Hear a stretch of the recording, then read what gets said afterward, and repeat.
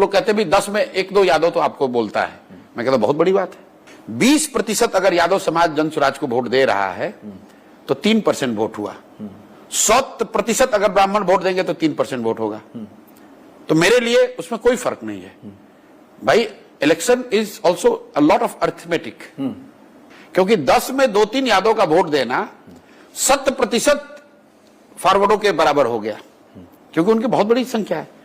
तो जन स्वराज को कोई एक जाति विशेष वोट नहीं दे रहा है, सारे वर्गों में दे रहा है। अब आपके सवाल पर आता हूं कि इंक्रीमेंटली किसका वोट पहले कटेगा।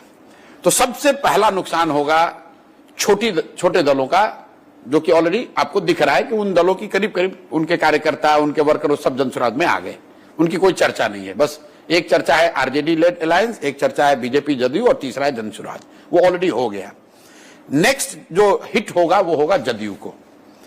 उसके वर्कर, समर्थक, वोटर सबसे बड़ी संख्या में जन स्वराज की ओर आएंगे।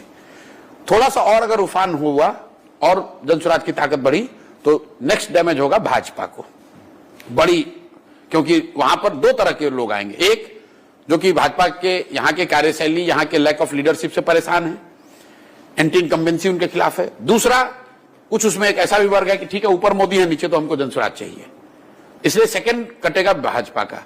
और जब ये दोनों कटेगा तो तीसरा जो मुसलमान जो यहाँ 30 वर्ष से लालू जी की बंधुआ मजदूरी कर रहा है, वो जब देखेगा कि इतनी बड़ी संख्या में एनडीए के लोग जा रहे हैं तो वो टूटेगा। इसी ऑर्डर में नुकसान होना है, होगा दोनों को नुकसान।